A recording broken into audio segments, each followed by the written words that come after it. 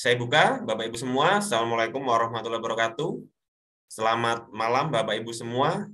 Salam sejahtera juga untuk kita semua. Di malam hari ini, kami dari Guru Inovatif Indonesia melanjutkan kelas, yaitu tentang tema penelitian literatur.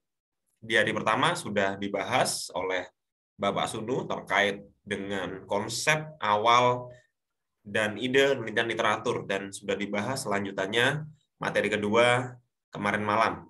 Nah, untuk hari ini kita akan lanjutkan, yaitu di hari yang ketiga tentang penelitian literatur, untuk melengkapi materi yang pertama dan materi yang kedua. Untuk materi hari ini, Bapak Sunu sebagai narasumber belum bisa hadir membahas materi, sehingga materi untuk hari ini dilanjutkan atau dibahas lebih rinci oleh Bapak Dr. Muhammad Suwardi. Nanti akan diperkenalkan kembali beliau yang sebelumnya mungkin menjadi moderator, beliau hari ini menjadi narasumber terkait dengan penelitian literatur. Mungkin sedikit gambaran tentang beliau, Bapak Muhammad Suwardi, yaitu beliau adalah dosen di Universitas Pendidikan Mandalika. Kebetulan bidang beliau memang merupakan penelitian literatur juga. Gitu ya. Salah satu dari karyanya atau penelitian yang sudah dilakukan oleh beliau cukup banyak tentang penelitian literatur. Nah, nanti akan dikupas tuntas oleh Bapak Dr. Muhammad Suwardi. Mungkin itu sedikit pengantar dari saya. Nantinya Bapak Ibu akan lebih banyak waktu kami berikan untuk diskusi. Diskusi dapat dilakukan melalui interaksi secara langsung. Bapak Ibu bisa klik raise hand nantinya, dan juga bisa menulis pertanyaan. Tidak harus menunggu materi selesai, Bapak Ibu juga bisa menulis pertanyaan dari sekarang. Nanti kita akan bahas satu persatu pertanyaan yang sudah masuk. Mungkin sebelum kita mulai, kebetulan di sini ada adzan Isya, suaranya cukup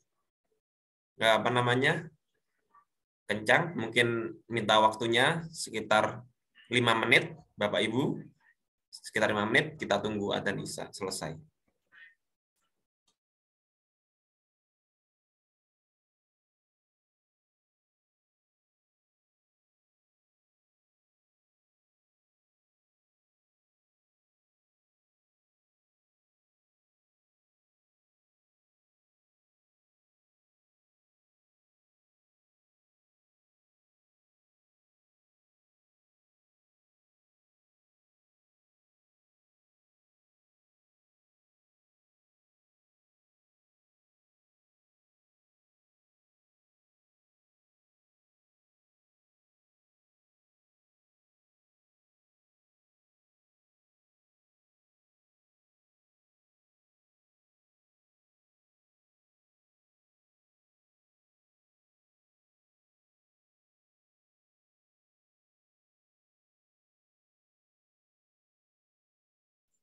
Baik Bapak Ibu, sudah bisa kita lanjutkan.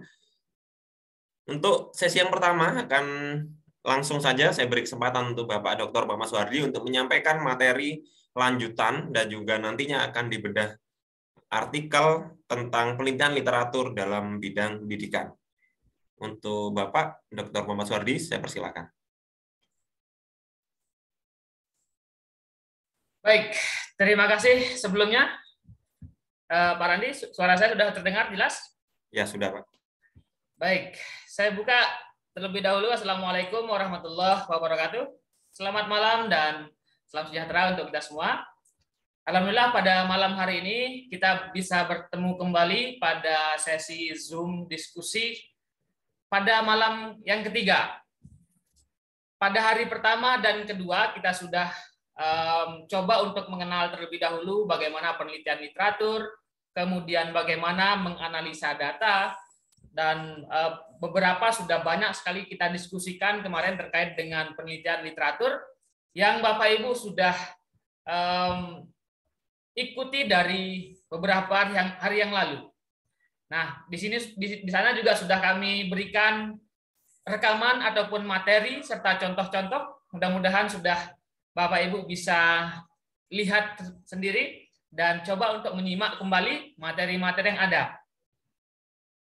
Pertanyaannya Bapak Ibu, apakah Bapak Ibu sudah melihat kembali materi, contoh, dan rekaman kegiatan yang Bapak Ibu bisa simak di WA Group?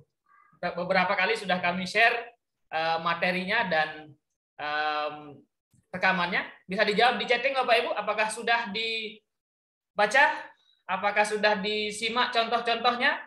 Ada banyak contoh-contoh yang kami sampaikan di WA Group terkait dengan penelitian literatur yang mudah-mudahan sekali lagi bisa menjadi acuan ataupun referensi Bapak Ibu ataupun literatur Bapak Ibu dalam menyusun artikel nanti ataupun karya ilmiah yang berkaitan dengan penelitian literatur. Alhamdulillah sudah. Ibu Suwardi sudah, Bu Nurjana sudah, Bu Amin, Bapak Amin, Ibu menyimak dan membaca, Ibu Ida Maisaroh. Baik. Ibu Timur Iriani sudah. Baik, sudah. Alhamdulillah kalau sudah Bapak Ibu, karena memang pada dasarnya jika memang kita mungkin ada beberapa tipe orang. Ada yang mendengarkan materi sekali langsung paham. Ada yang sudah melihat materinya belum hanya melihat materi PPT sudah paham. Ada juga yang sudah mendengarkan PPT kemudian sudah sudah menyimak juga masih ada beberapa yang belum paham.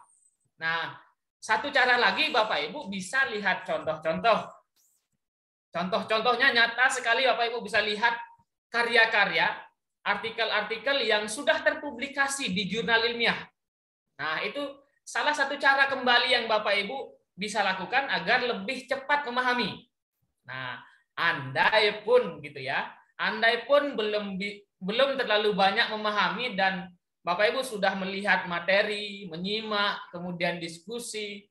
Bapak Ibu lihat contoh juga masih belum, silahkan Bapak Ibu bisa diskusikan di grup ataupun bisa bertanya di grup ataupun di sesi Zoom ini silahkan tanyakan pada poin mana yang belum dipahami gitu.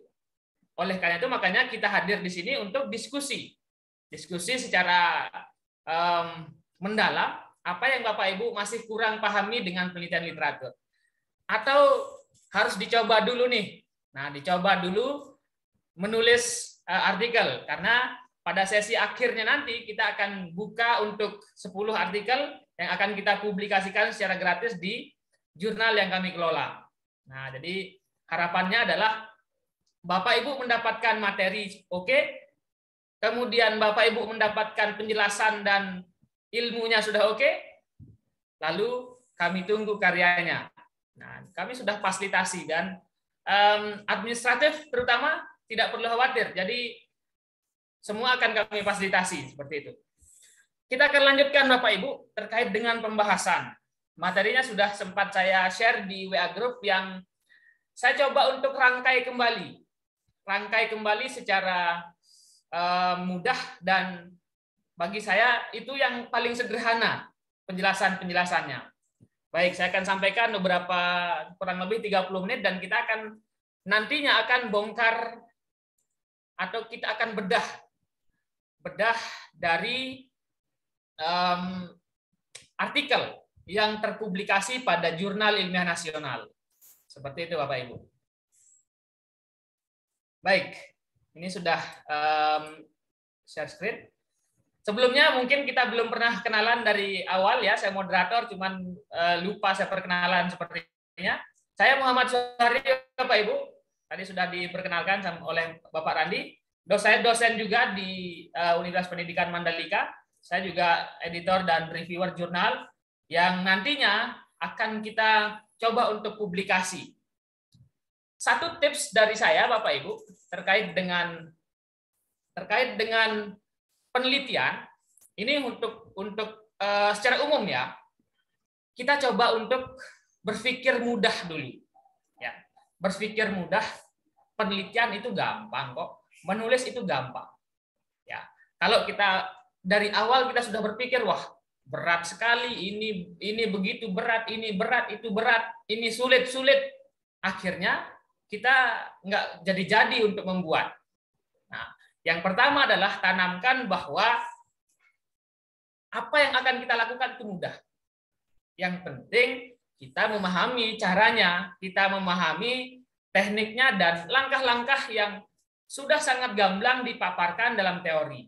Nah, kita tinggal ikuti saja sesuai dengan prosedurnya.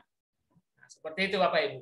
Jadi harapannya adalah setelah kegiatan ini silahkan Bapak Ibu bisa melanjutkan tulisan-tulisannya, membuat sebuah karya berbentuk penelitian literatur, karena sekali lagi sangat relevan sekali, apalagi dalam statistik yang disampaikan oleh Pak Sunu kemarin, penelitian literatur itu masih tidak banyak yang gunakan gitu ya.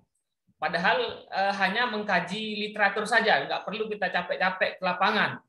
Tapi ada juga yang memang berpendapat kalau kita nggak ke lapangan nggak enak rasanya. Kalau kita nggak berinteraksi langsung dengan objek dan subjeknya kurang gimana gitu, kurang greget gitu kalau penelitiannya. Nah, tapi ini adalah salah satu bentuk alternatif dalam penelitian kualitatif, yaitu salah satunya adalah penelitian kepustakaan ataupun literatur review. Ya, sedikit saya akan ulas sedikit saya Bapak Ibu yang terkait dengan tahapan ataupun bagaimana sistematika ataupun langkah-langkah Bapak Ibu dalam penelitian literatur. Dan memang sudah dibahas juga kemarin, tetapi saya coba rangkai kembali. Hanya 4 Bapak Ibu. Kalau kita rinci sama seperti penelitian-penelitian yang lain juga, penelitian kualitatif jenis yang lain juga, penelitian kuantitatif, penelitian pengembangan, semua memiliki langkah-langkah Bapak Ibu. Jadi tidak dalam penelitian literatur ini juga memiliki langkah-langkah. Nah, untuk pertama, formasi permasalahan. Tidak hanya dalam penelitian literatur, tetapi semua jenis pendekatan penelitian, ini yang pertama. Tentu berangkat dari permasalahan ataupun apa yang akan kita bahas gitu ya. Apa menurut minat Bapak Ibu? Menurut kemampuan, menurut bidang, itulah yang pertama kalau kita berbicara penelitian. Nah, tentu sesuai dengan minat kita, interest kita, apa permasalahan yang akan kita tulis, yang akan kita bahas dalam sebuah penelitian, yang akan kita cari jawabannya. Seperti itu. Kemudian, karena kita berbicara penelitian literatur tentunya, yang kedua Bapak Ibu harus banyak mencari, banyak membaca terlebih dahulu, kemudian banyak mencari literatur-literatur. Kemarin sudah dipraktekkan, ada Google Scholar, ada Garuda, ada DOAJ, ada IEE Explore, dan banyak lagi mesin-mesin pencarian untuk Bapak Ibu mencari literatur. Ada Google Book. Jadi apakah literaturnya hanya jurnal saja? Di materi awal sudah disampaikan bahwa buku bisa, jurnal bisa, dan semua jenis literatur yang ilmiah itu boleh Bapak Ibu jadikan sebagai sumber. Oke?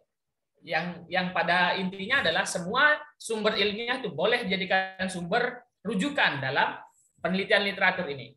Nah, jadi tidak ada yang bertanya lagi apakah buku boleh Pak, gini Pak. Oh, semua bisa asalkan termasuk dalam sumber ilmiah seperti buku, jurnal, proceeding, kemudian ada seperti yang di materi pertama, Bapak Ibu bisa lihat di sana. Kemudian kita evaluasi data.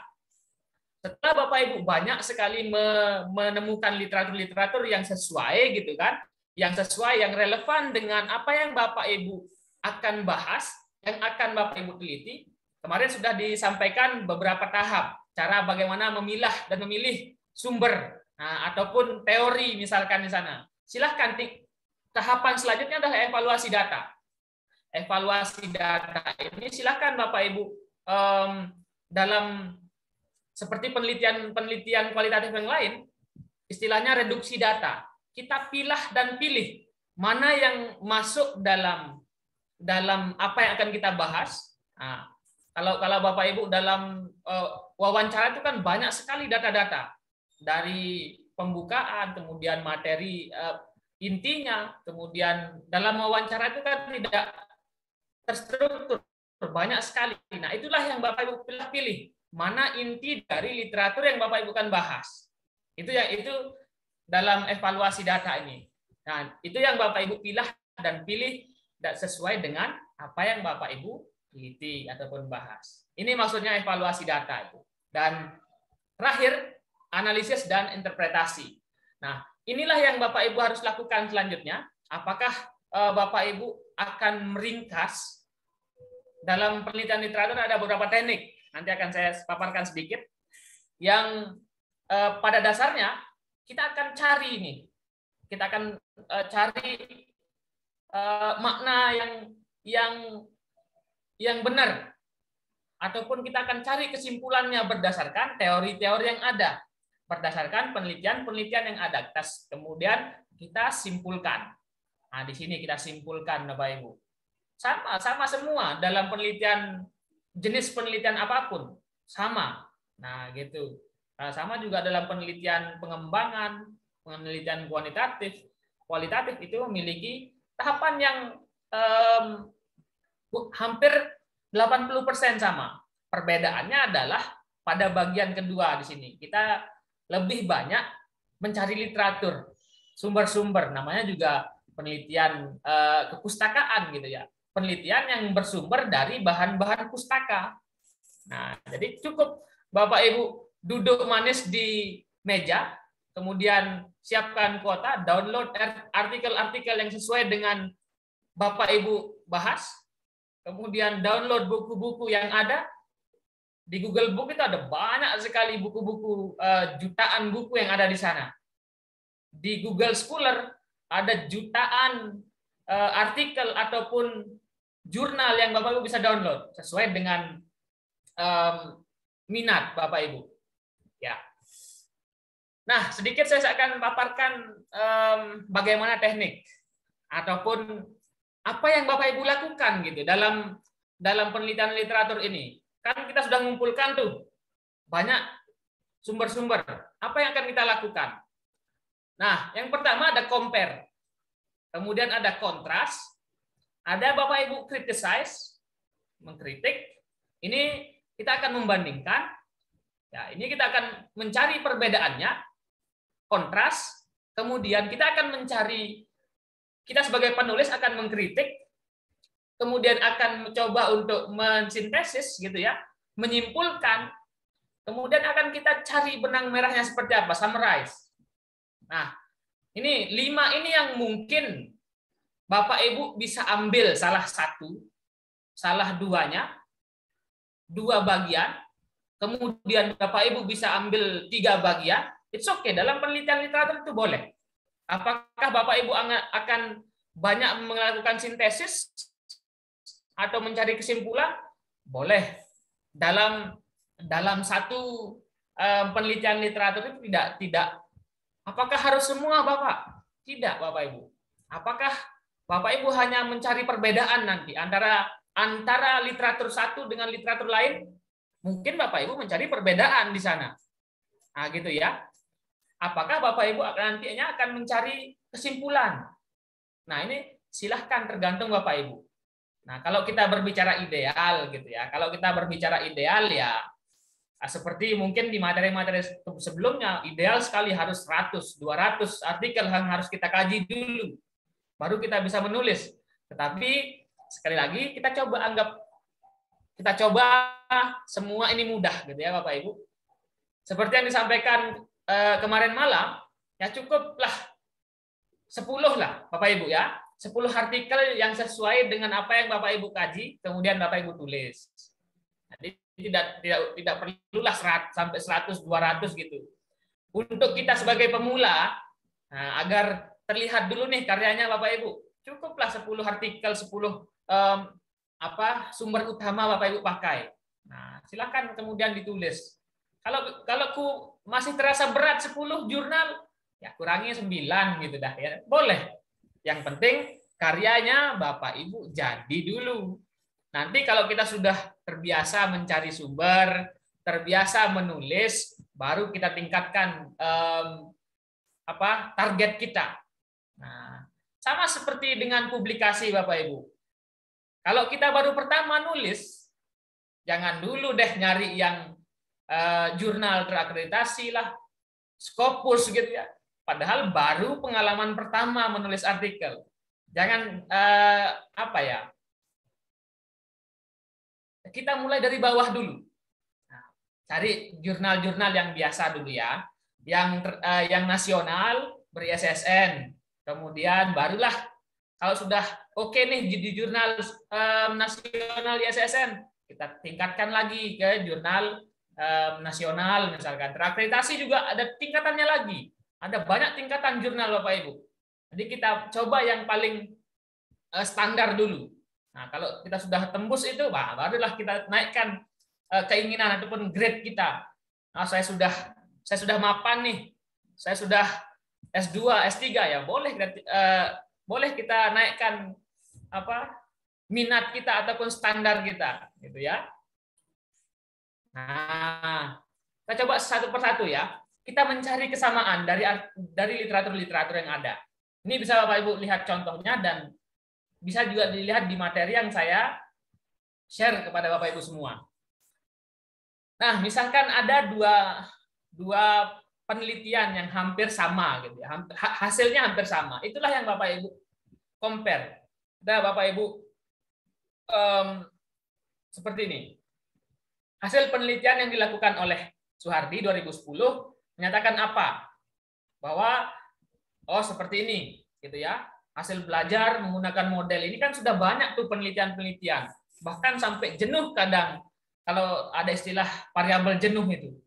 Sampai sudah sangat sering diteliti kan.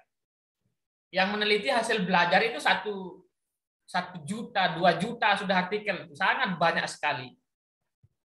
Silahkan bisa dicek di Google Scholar itu. Sedikit-sedikit pengaruh ini terhadap hasil belajar. Pengaruh titik-titik terhadap motivasi belajar. Sudah banyak sekali Bapak Ibu yang meneliti itu. Itulah yang Bapak Ibu compare. Ya. Itulah yang Bapak Ibu cari kesamaannya. Oh, ternyata ini loh hasilnya. Itulah yang Bapak Ibu tulis di sini.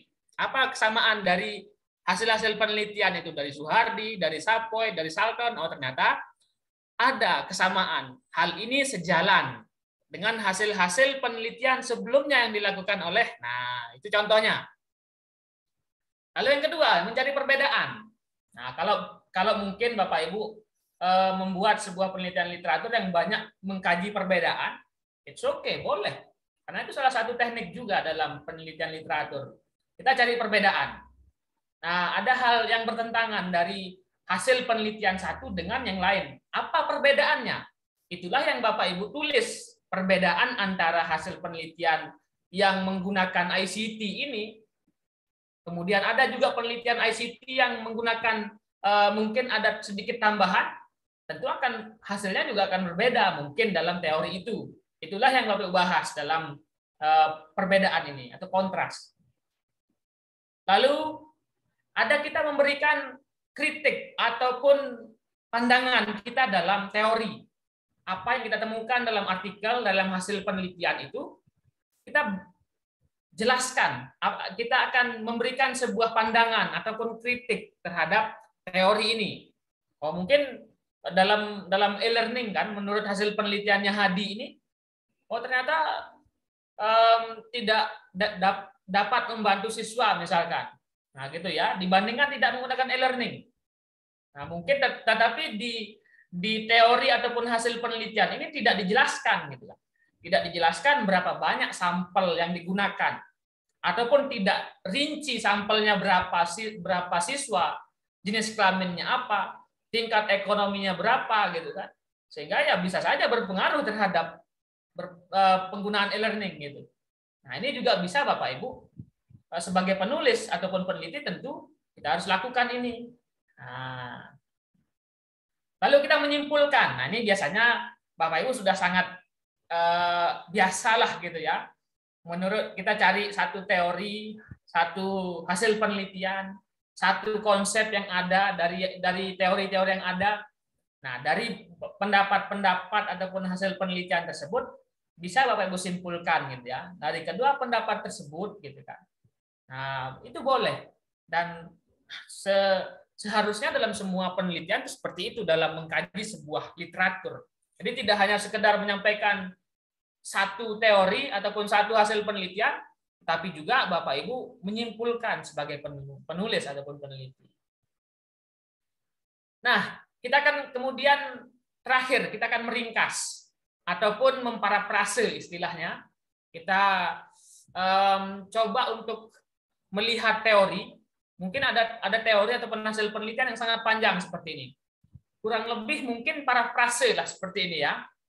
Kita akan coba untuk meringkas dari semua literatur-literatur yang kita dapatkan yang sesuai, misalkan seperti itu, bisa Bapak Ibu ringkas ataupun kita ubah bahasanya ke dalam apa yang kita pahami berdasarkan ini. Nah, tapi tetap dari semua teknik tadi, ini yang wajib Bapak Ibu, mencantumkan sumber aslinya atau sumber kutipan yang Bapak Ibu ambil dari mana gitu, dari jurnal, siapa penulisnya, dan tahunnya tahun berapa. Nah, kemudian ini Bapak Ibu ringkas. Dari awalnya panjang sekali 6 digit gini ya. 6 digit ini bisa Bapak Ibu ringkas ataupun parafrase menjadi satu paragraf. Nah, ini juga dalam konsep penulisan artikel ilmiah ini mengurangi plagiasi seperti itu. Nah, mungkin ada juga materi-materi terkait dengan citasi dan parafrase ataupun kutipan. Silahkan Bapak Ibu bisa coba untuk buka dalam materinya. Dan kita coba lanjut ke ini.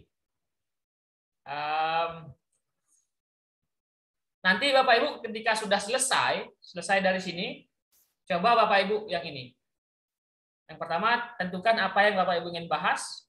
Kemudian cari sumber-sumber yang valid gitu ya. Cari sumber-sumber yang dari Google Scholar, artikel-artikel di situ. Nah, kemudian Bapak Ibu silahkan ringkas sedikit demi sedikit, ambil inti poin-poinnya dari mana Bapak Ibu ambil. Sumbernya jangan lupa dicatat.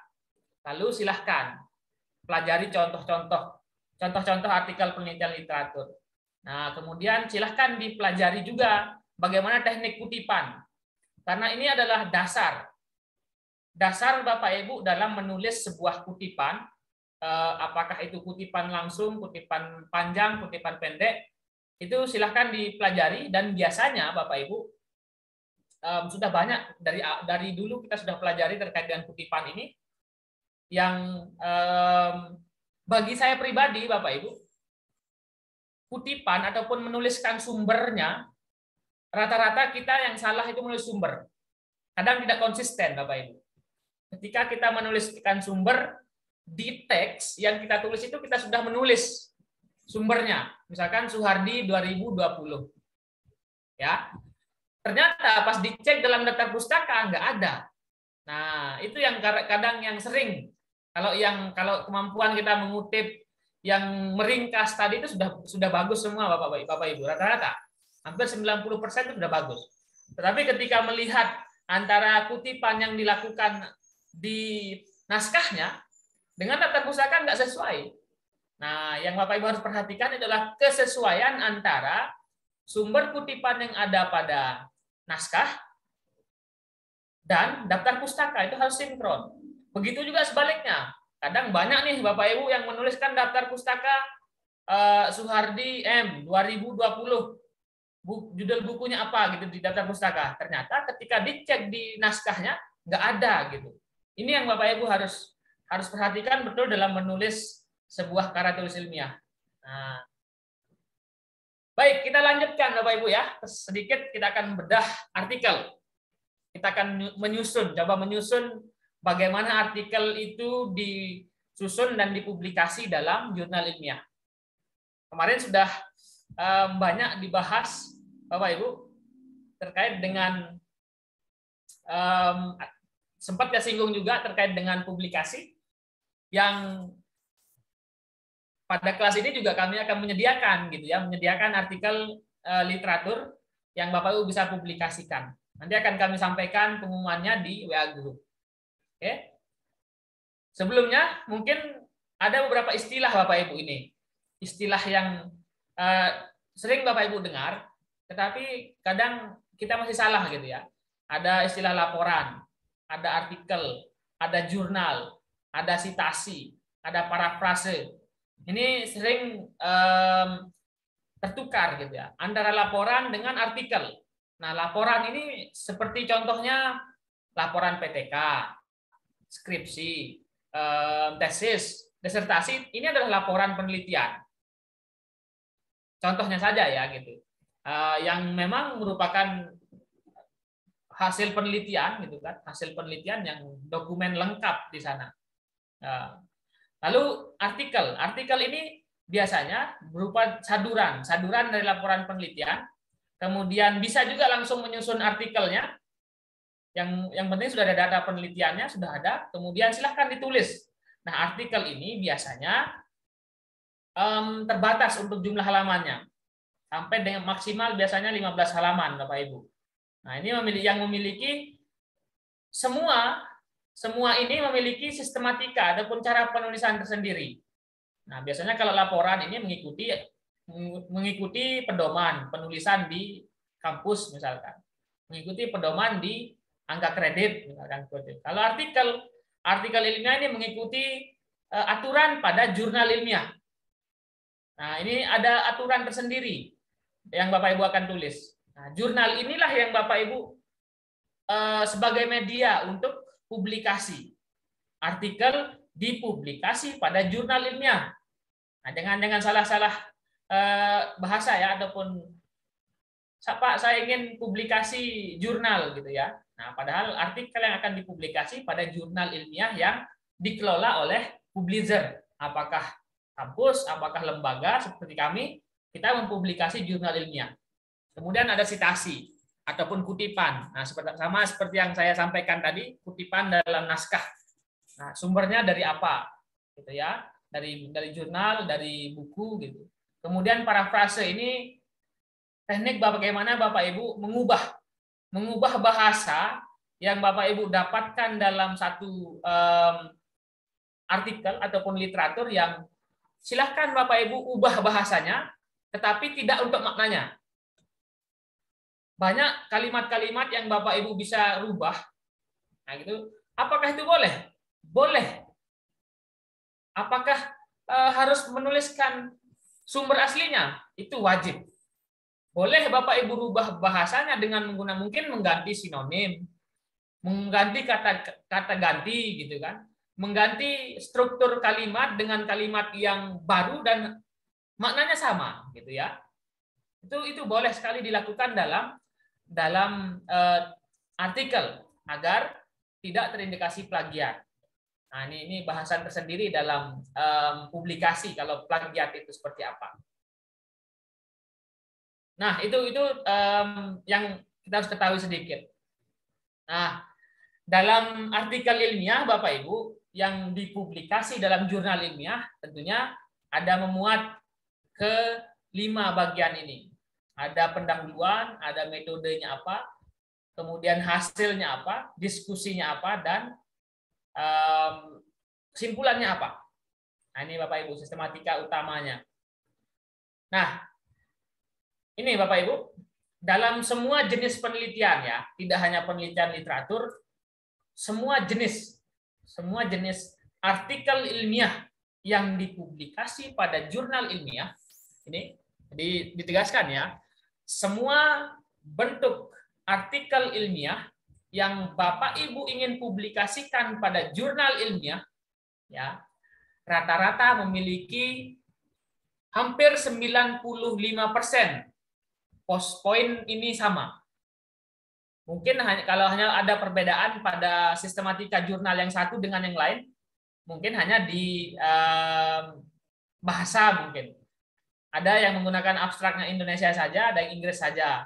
Nah, kalau jurnal internasional ya pasti menggunakan bahasa Inggris. Nah, kemudian mungkin yang perbedaan sedikit saja, hanya ada jurnal satu yang menggunakan 2 kolom, ada yang menggunakan 1 kolom. Itu wajib untuk kita ikuti.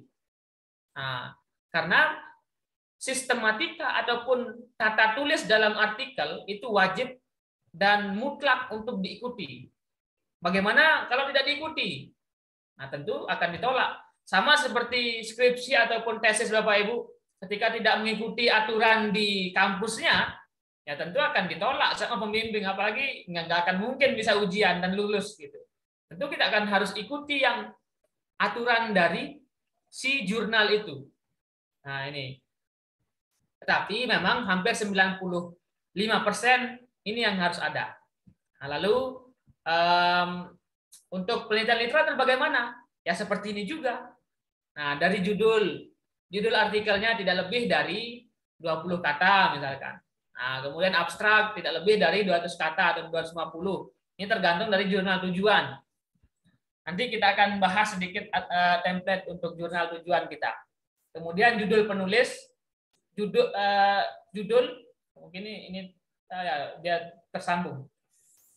Yang pertama judul artikelnya, kemudian nama penulis, kemudian instansi, kemudian ada corresponding, email, dan mungkin nomor WA juga bisa.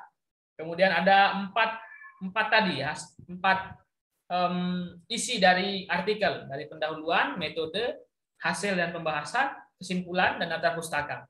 Ini yang harus ada dalam struktur penulisan artikel ilmiah.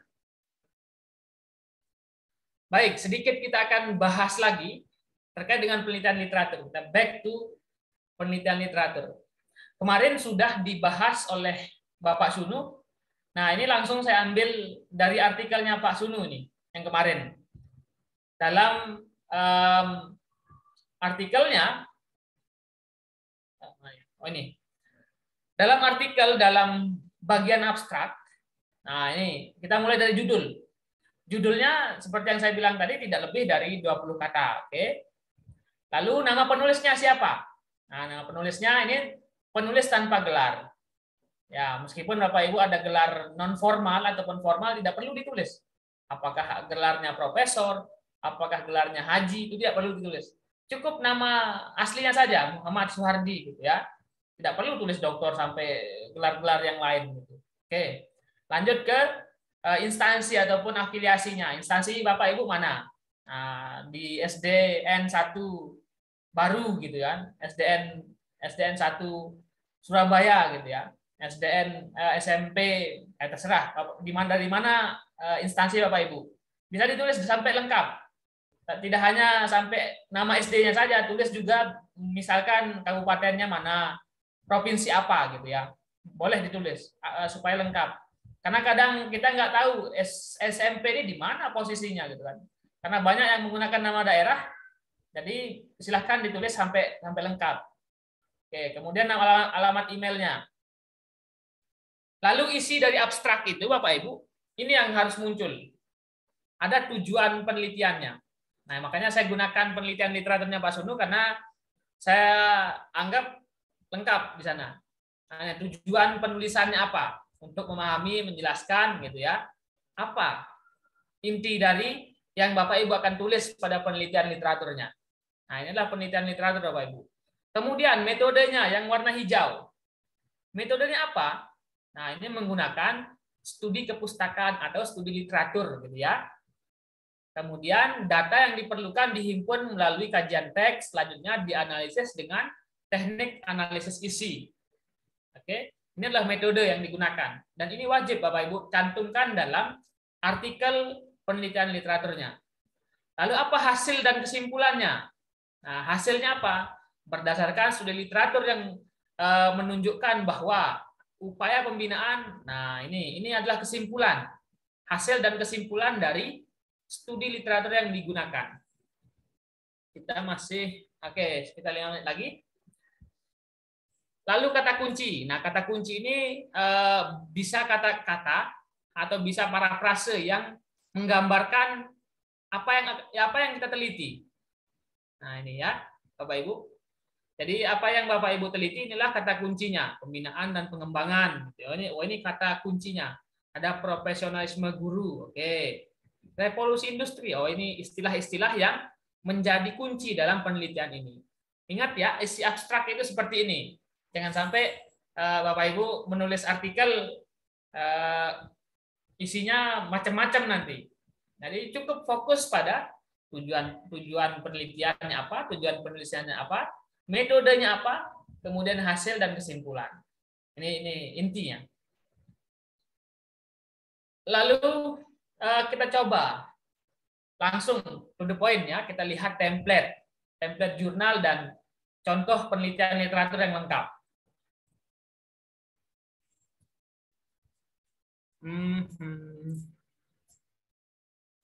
Ini, oh sorry.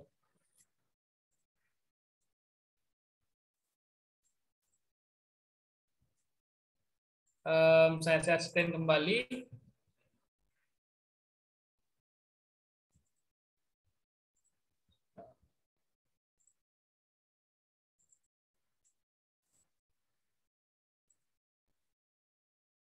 Ya.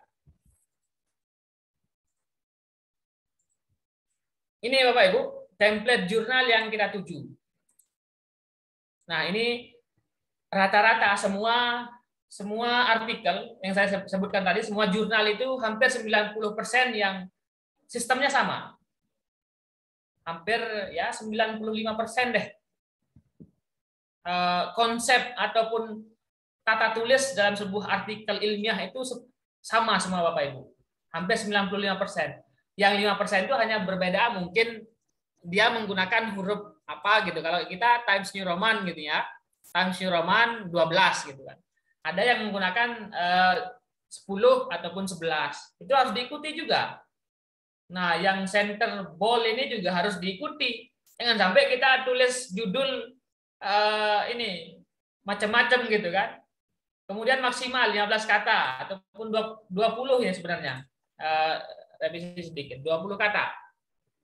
Margin artikelnya ini harus diikuti juga. Ketika kita menulis artikel, Bapak Ibu, pastikan Bapak Ibu melihat template dulu. Jangan sampai Bapak Ibu kirim artikel tidak sesuai dengan template. Wajib di-reject kalau itu. Tidak perlu dilihat artikel Bapak Ibu. Ketika dibuka, ini amburadul ya, sudah belum dilihat isinya sudah dikembalikan gitu ya. Jadi pastikan Bapak Ibu lihat template-nya dulu. Nah, makanya saya tampilkan sebuah template jurnal agar Bapak Ibu ada gambaran. Penulis tanpa gelar ini sudah saya sampaikan tadi. Nah, abstrak ini juga sudah ada. Tadi sudah saya sampaikan. Nah, jika menggunakan abstrak Indonesia dan Inggris, silahkan ditulis bahasa Indonesia abstrak saja. Nah, kecuali Bapak Ibu kirim artikel ke jurnal internasional, cuman hanya abstrak bahasa Inggris saja. Nah, kalau jurnal internasional, kalau kita masih pemula Bapak Ibu ya, nanti dulu deh. Nanti dulu kita coba-coba ngirim ke jurnal internasional. Kalau jurnal nasional saja masih belum oke gitu ya, jangan terlalu jauh dulu. Kita coba dasarnya dulu deh. Kalau sudah bagus isinya gitu ya, nah barulah kita coba untuk melangkah ke jurnal yang lebih tinggi lagi. Nah, kemudian di pendahuluan, ini Bapak Ibu cukup to the point saja. Kalau isinya, nah, bagian ini ditulis maksimal atau maksimum 20% dari badan artikel. Jadi latar belakang Bapak Ibu ataupun pendahuluan itu cukup 1 lembar saja. Misalkan jika artikel Bapak Ibu jumlah 10 halaman. Jadi di pendahuluan itu cukup 1 halaman, 2 halaman saja. Karena maksimal ini Bapak Ibu ya. Dan latar belakang itu ditulis dengan to the point. Nah, jangan sampai muter-muter dulu ya. Langsung saja to the point kepada ini. Nah, ini. Apakah itu penelitian literatur, penelitian kualitatif, dasarnya sama. Apa yang menjadi masalah pokok dalam penelitian itu ataupun tulisan itu? Apa yang Bapak Ibu ingin bahas? Nah, ini yang menjadi dasarnya. Kemudian alasan apa urgensi dari tulisan Bapak Ibu? Itu yang harus ada di sini. Kalau di penelitian lapangan ya tentu harus ada kondisi di lapangan seperti apa. Teorinya seperti apa, itu harus ada dalam penelitian lapangan. Kalau di penelitian literatur, cukup dikaji secara literatur juga. Dasar ataupun alasan secara literatur Bapak Ibu menulis tulisan ini. Ini harus ada dalam pendahuluan. Kemudian di bagian metode. Metode ini cukup Bapak Ibu tulis sedikit saja, ataupun ringkas. Langkah-langkahnya seperti apa, tidak perlu berteori. Jadi penelitian ini menggunakan penelitian literatur dengan menggunakan teknik analisis isi seperti bagan di bawah ini. Sudah sampai selesai sampai di situ. Dengan menganalisa berapa artikel gitu. 15 artikel inti, kemudian 15 artikel pendukung. Itu boleh. Seperti itu. Dan cukup sampai di sana. Nggak perlu Bapak Ibu menuliskan menurut Ari Kunto, penelitian literatur adalah gitu. Nggak perlu Bapak Ibu ya. Jadi cukup sampai di sana. Lalu hasil dan pembahasan. Nah, hasil dan pembahasan ini bisa Bapak Ibu silahkan ditampilkan apa hasilnya. Silahkan dibuat, tentu dalam penelitian literatur ini banyak narasi. Tentu narasi-narasi, kalau mungkin ada tabel, statistik, boleh Bapak Ibu lakukan ataupun tampilkan. Apakah boleh menampilkan angka-angka ataupun statistik? Boleh. Karena itu merupakan sumber literatur. Merupakan informasi yang Bapak Ibu sampaikan dalam penelitian ini. Nah, tetapi tidak ada hitungan-hitungan statistik gitu ya. Tidak ada Bapak Ibu hitung-hitung di penelitian literatur. Jadi cukup menyampaikan menurut data statistik seperti ini. Nah, gitu kan. Nah, kemudian Bapak Ibu bahas. Dan silahkan gunakan kelima teknik tadi. Nah, pilih mungkin salah satu. Mungkin Bapak Ibu cari kesimpulannya bagaimana, atau mungkin Bapak Ibu sedikit mengkritisi hasil-hasil penelitian itu boleh. Dan silahkan. Jika ada tabel ataupun gambar, itu sangat bagus sekali. Mungkin ada Bapak Ibu buat sebuah diagram bagaimana hasil penelitiannya. Nah, sepertinya nanti akan kita lihat langsung pada contoh. Ya.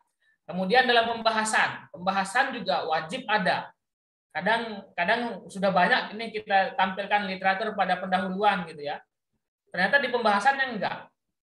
Pembahasan ini silahkan melihat kembali hasil penelitiannya, kemudian diperkaya ataupun kita bandingkan lagi dengan teori-teori yang ada. Kita lihat lagi, oh ternyata hasil penelitiannya seperti ini, hasil literaturnya seperti ini. Nah, bagaimana dengan teori yang lain? Apakah ada yang mendukung? Apakah ada yang berbeda gitu? Silahkan dibahas kembali hasil penelitian yang di atas.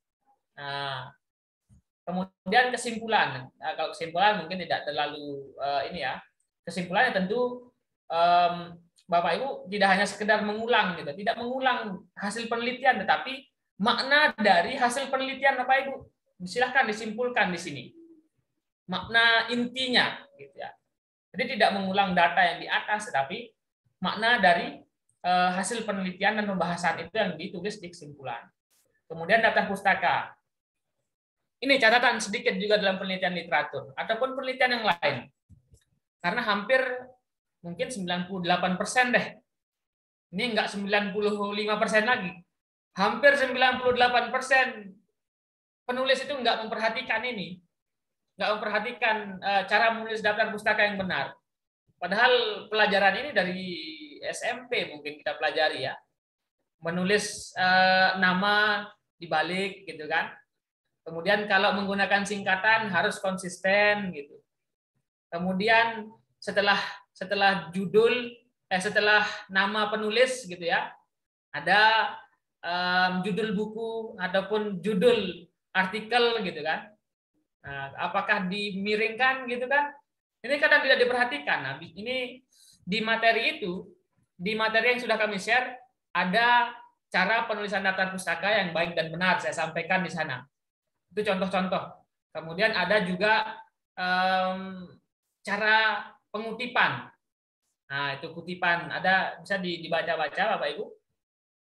Itu ilmu praktis istilahnya. Silahkan mungkin tidak perlu dihafal untuk pertama. Silahkan diikuti dulu. Oh namanya dibalik gitu kan. Kemudian tahunnya gitu. Lalu tahun. Kemudian nama buku, judul buku. Judul buku apakah dimiringkan? Kalau buku dimiringkan. Kalau jurnal yang dimiringkan adalah nama jurnalnya, bukan judul artikelnya gitu ya. Itu harus dilihat Bapak Ibu. Kalau teorinya mungkin terlalu banyak nanti. Bisa dilihat ini cara menulis daftar pustaka di buku. Bahkan di Google Scholar itu langsung ada cara, tinggal klik di bagian itu sudah muncul daftar pustakanya. Nanti akan coba kita praktekkan kalau masih cukup waktunya. Lalu, nah ini contoh penelitiannya Bapak Sunu. Saya juga sudah mendownloadnya. Nah ini hampir sama. Nah ini yang saya sebutkan tadi. Kalau yang 5% perbedaannya itu paling ada yang menggunakan 1 kolom, ada yang menggunakan 2 kolom. Karena saya termasuk orang yang tidak suka ribet-ribet, ya sudah 1 kolom saja. Gitu, ngapain juga 2 kolom? Repot kali lihatnya gitu ya. Jadi kami memilih 1 kolom saja Bapak Ibu. Jadi silahkan diikuti supaya tidak ribet. Nah, kan pusing juga kita lihat ngaturnya untuk 2 kolom gini. Gimana biar sejajar gitu kan. Nah, jadinya Bapak Ibu silahkan diikuti nih. Tadi abstraknya sudah kita bahas. Nah, ini Bapak Ibu dalam pendahuluan atau latar belakangnya. Latar belakang yang ditulis gitu ya, langsung to the point pada masalah utamanya, pengembangan profesionalisme guru. Nah, ini yang harus dibahas, apa masalahnya. Nah, salah satu ada perubahan, mungkin akibatnya seperti apa revolusi industri, karena dibahas juga revolusi industri. Nah, gini. Lalu dikaitkan lagi dengan hasil-hasil penelitian gitu kan. Hasil penelitian dalam LES ini, kemudian ada dari ada dari Pratama, ada banyak sekali artikel-artikel yang dibuat jadi dasar menelitinya atau menulisnya. Ini hampir, kalau kita lihat daftar pustakanya, ada berapa banyak yang digunakan ini? Oh, ada banyak sekali. Mungkin hampir 30-an atau 40-an ini daftar pustaka. Nah, jumlah daftar pustaka ini harus muncul juga. Nama-nama ini harus muncul juga dalam teks. Coba kita cek. Siapa nih? Les 2019. Apakah ada daftar pustaka? Nah, ini ada. Kita coba lihat. LAC. Nah, ini LES 2019. Cocok nggak tahunnya? Kadang ada yang menuliskan juga tapi tahunnya nggak cocok gitu. LES 2019. Oh iya, cocok alam 2019. Ini sudah oke. Lalu kita lihat lagi di bagian ini. Metodenya ini bisa Bapak Ibu kutip gitu ya. Andai pun oke lah ada teori, tetapi hemat saya tidak perlu Bapak Ibu jelaskan teori ini. Langsung saja to the point pada bagaimana langkah-langkahnya. Nah, ini Bapak Ibu bisa ikuti nih, kutip ini Bapak Ibu ya. Kemudian di parafrase. Nah, dijelaskan apa tahapan-tahapannya. Nah, kemudian hasil dan pembahasan gitu ya. Nah, ini Pak Sunu juga berdasarkan hasil pencarian studi literatur didapatkan 10 artikel nasional dan 10 artikel internasional. Ini dijelaskan juga dan dipaparkan, mungkin menggunakan tabel yang seperti yang dijelaskan pada materi kedua kemarin. Bisa disimak kembali materinya, tabel reduksi. Nah, bagaimana hasil-hasilnya? Nah, itu bisa dipaparkan di sana. Kemudian setelah Bapak Ibu mengumpulkan yang betul-betul ada kaitannya, barulah Bapak Ibu bahas. Nah, pada penelitian Irwani dan Irwanto, nah ini. Pada penelitian Irwani dan Irwanto. Mana Irwani sama si Irwanto itu? Mungkin ya di atas kayaknya. Irwani dan ini, yang atas ini Irwani dan Irwanto. Nah, apa hasilnya? Apa yang Bapak Ibu temukan pada teorinya si Irwani dan Irwanto ini? Silahkan dibahas. Nah, mungkin Bapak Ibu menggunakan kesimpulan tadi, oke. Ya. Nah, ini Bapak Ibu. Untuk pembahasan artikel atau bedah artikel saya cukupkan Pak Randi, dan kita lebih banyak untuk diskusi. Kita masih ada waktu sekitar 30-an menit untuk materi ini. Saya kembalikan ke Bapak moderator Pak Randi.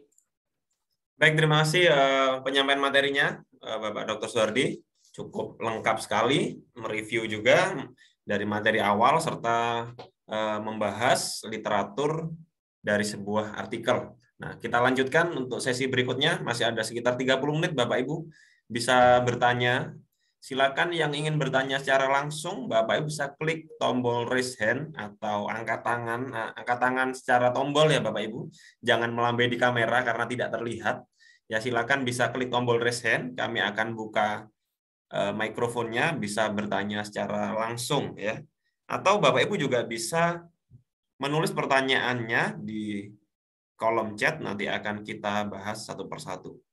Nah, ini sudah ada yang raise hand. Silakan Bapak yang pertama, Bapak Hendro Kristanto, silakan. Baik, terima kasih. Selamat malam, Bapak-Bapak, Ibu-Ibu. Malam, Pak. Ya, suara dengar terjelas, Pak ya? Ya, terdengar, Pak. Silakan, ya, Bapak. Langsung saja saya mau bertanya. Terkait ini, Pak, judul kemarin sudah mengikuti apa namanya dan saya coba mencari beberapa artikel begitu. Nah, sepertinya judulnya ini sedikit agak umum gitu, Pak ya. Itu yang pertanyaan pertama tadi. Umum bisa saja gitu karena kita mencari literatur sepertinya begitu. Itu mungkin pertanyaan pertama saya. Itu Pak, apakah agak umum betul atau tidak gitu sepertinya. Karena tadi sudah membaca beberapa artikel, ada 24 dan ada yang baru gitu ya, yang kemarin di Google di WhatsApp yang dikirim berartikel. Itu yang pertama. Terus yang kedua, Pak, misalnya saya akan mengetahui penerapan augmented reality di lembaga pendidikan begitu. Nah, apakah itu bisa sebagai judul atau tidak begitu? Mungkin itu aja, Pak. Mungkin ini sedikit agak berhubungan dengan pertanyaan sebelumnya. Dua pertanyaan itu aja, Pak. Bisa diulang judul rencananya Bapak tadi? Oh iya, rencananya ini Pak, maaf. Penerapan augmented reality pada lembaga pelatihan. Baik. Nah, itu yang apa? Yang mungkin ada hubungannya sama yang kedua. Satu lagi bisa, Pak? Boleh, silakan Bapak. Ya, satu lagi. Nah, lanjutannya, misalnya saya perkecil lagi gitu. Bukan pada lembaga pelatihan, tapi judulnya pada pelatihannya, jenis pelatihannya. Misalnya pelatihan uji laik operasi pembangkit begitu. Nah, ini bagaimana nih, Pak? Apakah judul yang pertama atau yang kedua gitu? Kemarin saya agak bingung juga di sana. Baik. Mungkin 3 pertanyaan itu, mohon maaf, Pak. Terima kasih, Pak. Baik, terima kasih Pak Hendro Kristanto. Silakan Pak Suhardi bisa merespon. Yang pertama terkait tentang judul. Mungkin selama ini atau mungkin Pak Hendro sering kali melihat penelitian literatur banyak judul-judul yang sifatnya umum gitu ya, perspektif guru pada era era industri itu seperti itu. Mungkin maksudnya seperti itu. Apakah harus modelnya seperti itu atau bisa seperti yang lain? Mungkin bisa direspon Pak Suhardi. Baik, terima kasih Pak Hendro dan Bapak Ibu yang mungkin berminat menulis dengan penelitian literatur ini. Jadi dalam judul tidak perlu terlalu khawatir Bapak Ibu dalam judul penelitian literatur. Karena kita sebagai peneliti itu mungkin tidak terlalu melihat judul dulu. Ya, kita tidak terlalu melihat judul, tapi apa tujuan kita nih? Apa kita mau ambil data? Nah, jika memang dalam penelitian literatur ini Bapak Ibu ingin tentunya penelitian kualitatif Bapak Ibu akan ambil banyak narasi atau mendeskripsi. Tentu judul yang Bapak Ibu ambil nggak terlalu berpengaruh. Mungkin Bapak Ibu ingin langsung to the point saja judulnya. Misalkan Bapak Ibu penerapan augmented reality tadi ya, yang Bapak Ibu ambil, ataupun hal apapun yang Bapak Ibu ingin kaji, sudah ada objek ataupun yang menjadi pokok yang Bapak Ibu ingin teliti, silahkan ditulis apa kata kerjanya mungkin di sana, ataupun saya ambil contoh yang gampang saja deh, manajemen sekolah berbasis internasional misalkan. Nah, itu boleh Bapak Ibu gunakan. Atau bagaimana Bapak Ibu metode, banyak Bapak Ibu mendengar mungkin metode pembelajaran kooperatif. Silahkan bisa dikaji secara literatur. Metode penelitian kooperatif Teams Games Turnamen dalam atau penerapan, seperti pertanyaan Pak Hendra tadi, penerapan augmented reality terhadap apa di sana. Nah, silahkan dikaji artikel-artikel yang berkaitan dengan itu. Dan di contoh di link yang saya bagikan itu Bapak Ibu, di link yang saya bagikan itu sudah ada rasanya judul-judul contoh yang Bapak Ibu bisa ikuti. Sedikit saya coba cek ya, apakah sudah saya berikan apa belum.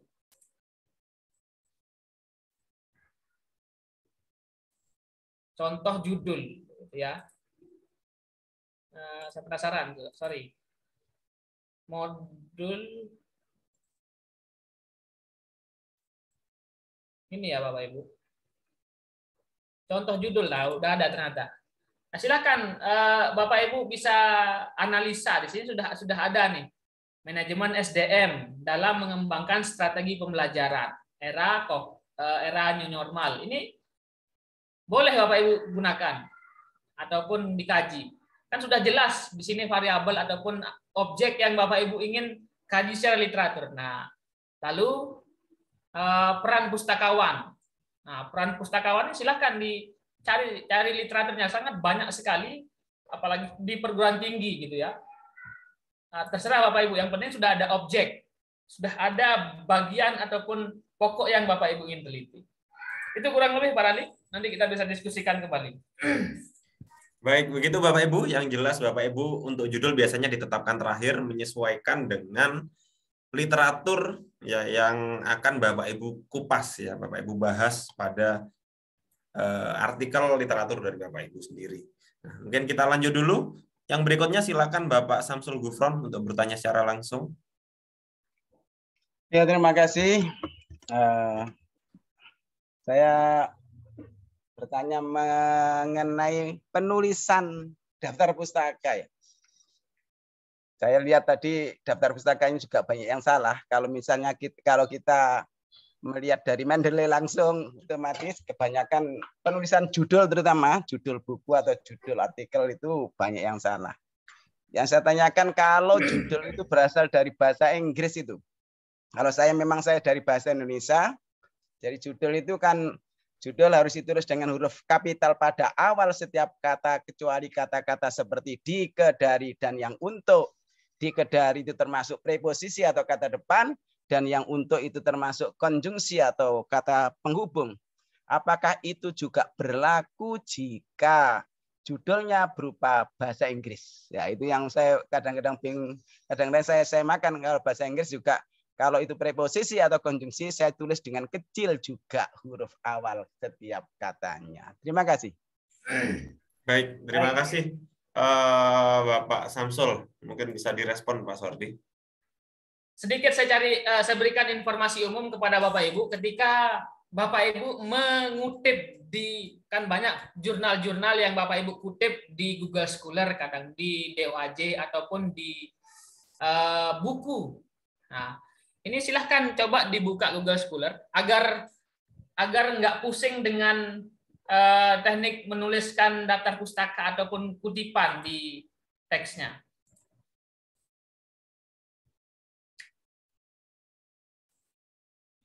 Sorry, mana sih? Nah ini, silakan buka Google Scholar Bapak Ibu, supaya lebih gampang kita coba bagaimana mengutip supaya gampang sekali. Ini kita buka pembelajaran Zoom saja, pembelajaran Zoom menggunakan media apa nanti gitu. Nah, media visual ini random aja ya Bapak Ibu.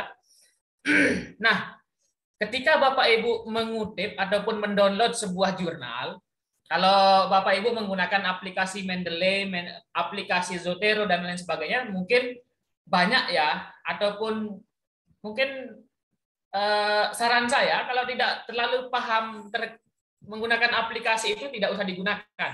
Karena dasarnya adalah menulis daftar pustaka itu sudah ada teorinya ataupun ada caranya. Nah, jika Bapak Ibu ambil artikel, ini kan artikel dari UNY ataupun ini kita lihat. Ini artikel ataupun jurnal Al-Tazkiyah. Ini juga kadang ada yang salah juga menulis gelar ya. It's okay. Sekali lagi mungkin di situ ketika saya buka ada yang nulis gelar ini. Nah, mungkin di situ juga menggunakan itu aturannya, template-nya. Kita tidak tahu.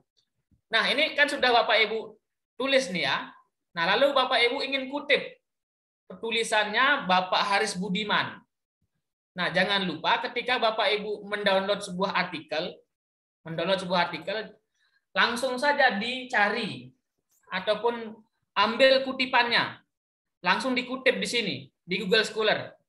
Karena kalau tidak benar cara mengutipnya, dia nggak akan masuk dalam kutipan di Google nanti. Artikel Bapak Ibu tidak bisa dikutip ataupun tidak masuk dalam rekaman dalam Google. Nah, jadi silahkan diketik dengan yang benar. Nah, ini.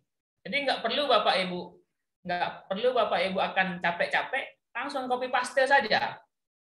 Nah, menggunakan APA biasanya. Ini yang hampir 90% artikel kita di Indonesia menggunakan APA, American Psychology Association ini. Nah, silakan di copy paste aja, silakan di copy paste. Nah, ini diklik Bapak Ibu, yang diklik bagian site-nya ini. Kalau Bapak Ibu menggunakan Google Cendekia atau bahasa Indonesia di browsernya ada kutip di sini bahasanya. Kutip. Nah, ini akan muncul di sini. Ambil yang bagian APA-nya. Jadi nggak perlu kita capek-capek lagi untuk menulis. Nah, di sini juga sudah ada. Nah, ini tinggal klik bagian ini. Di semua jurnal itu menggunakan ini cara mudahnya. Nah, ini kalau jurnal, kalau buku, ini sudah ada di sini di bagian site-nya ini pada Google Scholar. Di site, kemudian download artikelnya, lalu ini di copy paste ke bagian daftar pustaka agar nggak lupa. Kadang Bapak Ibu sudah mengutip gitu ya, mengutip dalam artikel Bapak Ibu download artikel di Google Scholar atau di mana, Bapak Ibu lupa untuk menuliskan sumbernya. Nah, kadang ada yang seperti itu, artikelnya entah kemana mungkin gitu. Nah, itu yang Bapak Ibu harus lakukan. Dan semua Bapak Ibu yang Bapak Ibu caranya mengutip itu bisa diikuti pada pedoman penulisan daftar pustaka. Jadi tidak perlu Bapak Ibu hafal, diikuti saja. Oh, ini termasuk jurnal. Silahkan ditulis. Gitu. Itu Pak Randi, hanya informasi umum yang Bapak Ibu cara menuliskan daftar pustaka dan mengutip di sebuah karya ilmiah. Baik, mungkin kita lanjut dulu. Sudah jelas. Intinya menyesuaikan buku. Kalau kesulitan Bapak Ibu bisa langsung cek di Google Scholar gitu ya. Kita lanjut dulu. Yang berikutnya Bapak Priyatna Utama. Silakan Bapak. Ya, terima kasih Pak Randi. Selamat malam. Assalamualaikum warahmatullahi wabarakatuh. Waalaikumsalam warahmatullahi wabarakatuh. Izin Pak Dokter Suwardi mau bertanya sedikit di sini Pak. Ini tentang relevansinya, korelasinya dengan sistematis daripada penyajian yang disampaikan slide Pak Suwardi tadi dengan konsepnya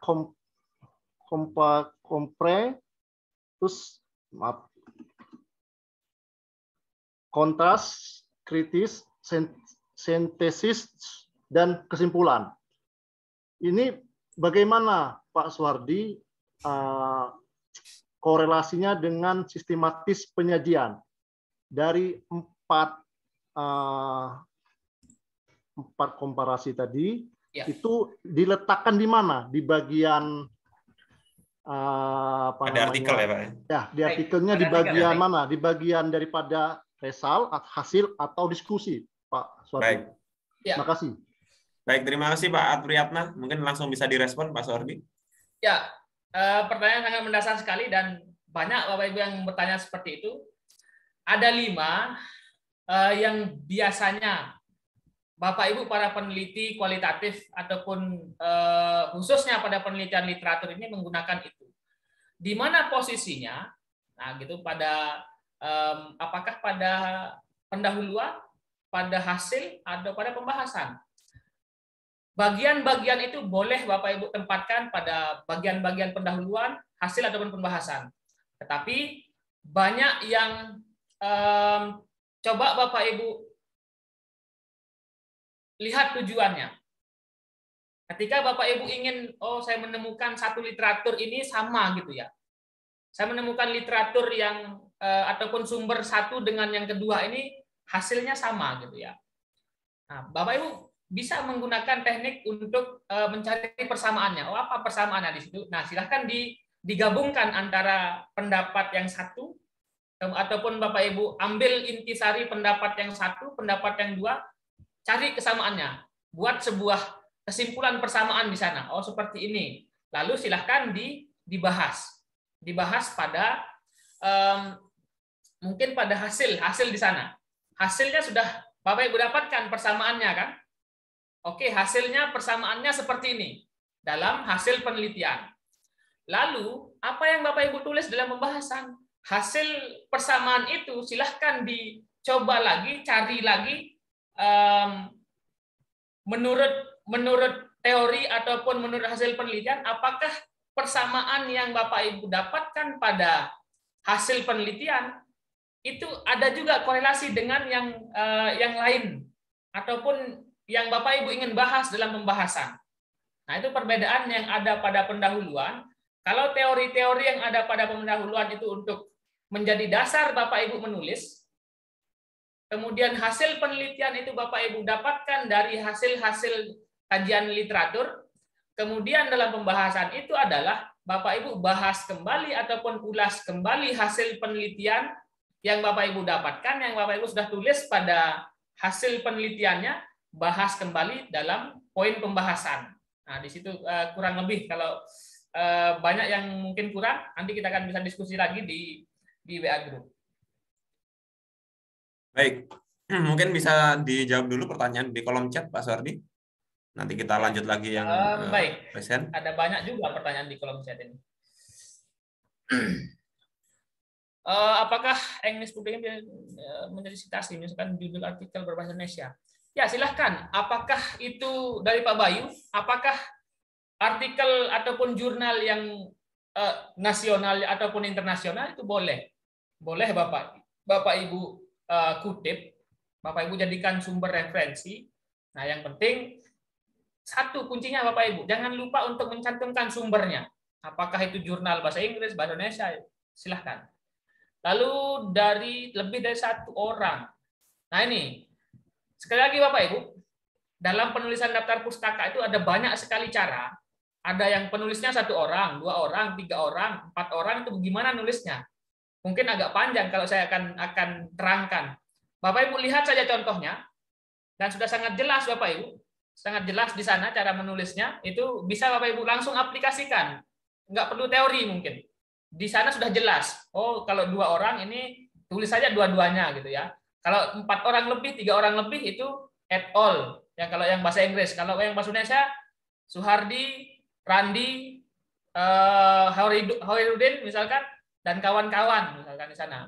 Itu caranya. Dan bisa dilihat langsung pada cara contoh-contoh penulisan daftar pustaka yang benar. Apa kalau melakukan penelitian literatur pengembangan, apakah produknya juga ditampilkan? Ya, ini produk apa maksudnya? Penelitian literatur pengembangan produknya. Mungkin saya masih kurang pahami pertanyaannya Bu Heni. Bisa raise hand, Bu Heni. Bibliometrik. Ya, kalau bisa coba di searching di Google Pak Gatot terkait dengan penelitian literatur ini. Kalau penelitian literatur memang secara literatur saja kita bahas. Biasanya kalau bibliometrik ini data statistik yang dikaji. Memang literatur juga, tetapi banyak untuk mengkaji data statistik ataupun data kuantitatif.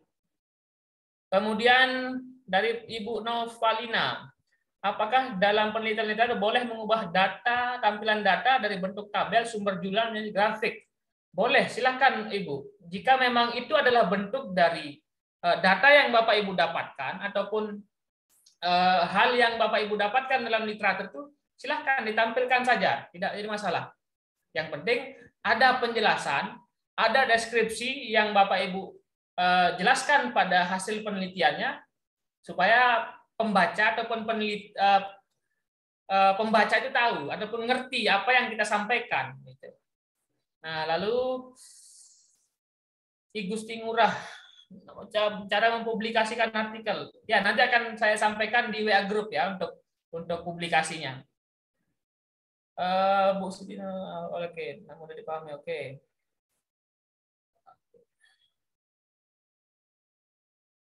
Ya, Ibu Amin Suprihatin. Apakah berarti dalam penelitian literatur review datanya ada referensi yang harus dituangkan dalam bentuk tabel? Ya, ini adalah mungkin salah satu cara. Salah satu cara dalam memaparkan hasil penelitian ataupun hasil yang sudah didapatkan dalam literatur-literatur. Apakah bisa dicontoh yang menggunakan tabel tadi? Boleh. Apakah boleh tidak menggunakan tabel? Boleh. Yang jelas, data yang Bapak Ibu akan sampaikan dalam hasil penelitian itu bisa dipahami. Kalau bisa menggunakan tabel mungkin lebih rinci gitu kan, lebih rinci, kemudian ada nanti penjelasannya di sana. Itu boleh juga. Jadi silahkan Bapak Ibu bisa bebas untuk berkreasi untuk menuliskan data-data ataupun teori-teori yang Bapak Ibu dapatkan di lapangan ataupun khusus di penelitian literatur ini supaya lebih mudah dipahami. Itu intinya. Jadi pembaca itu ketika melihat hasil penelitian Bapak Ibu, hasil tulisan Bapak Ibu, oh ini mudah dipahami, kemudian ini dilengkapi dengan tabel, oh ya oke gitu kan. Yang jelas mudah untuk dipahami. Untuk plagiat artikel kita, ya itu tadi salah satu cara adalah parafrase. Paling terkait dengan plagiasi itu paling ampuh adalah plagiat, parafrase. Untuk menghindari plagiatnya. Jadi silahkan coba untuk belajar untuk parafrase.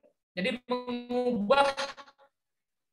mengubah dari sumber intinya, kita menggunakan kalimat kita sendiri ya, tanpa merubah maknanya.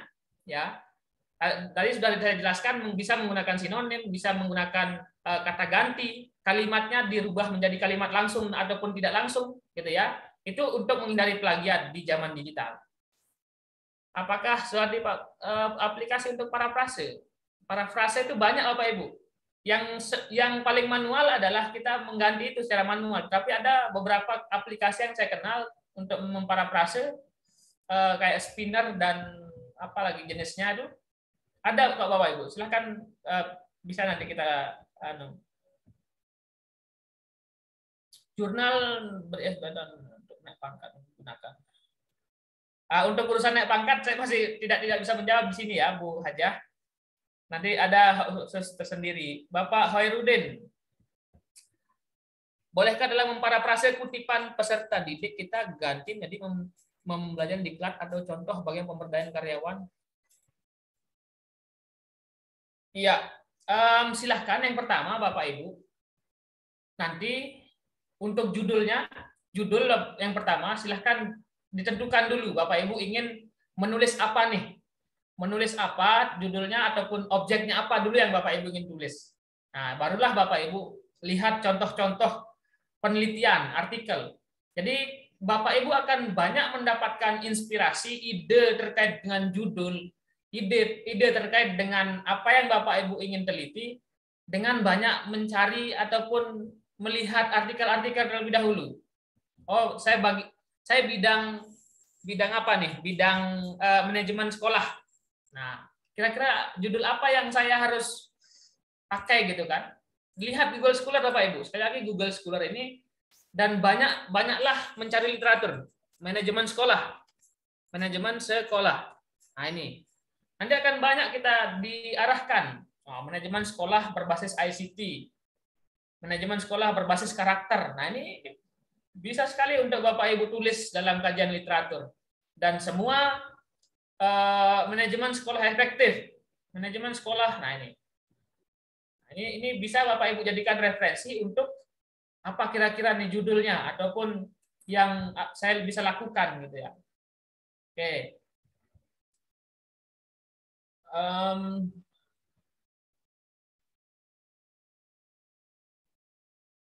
Bapak Uus Kadarusman, penelitian literatur dengan cara membandingkan beberapa jurnal dan tujuan mencari perbedaan dan tujuannya apakah sudah memenuhi kriteria?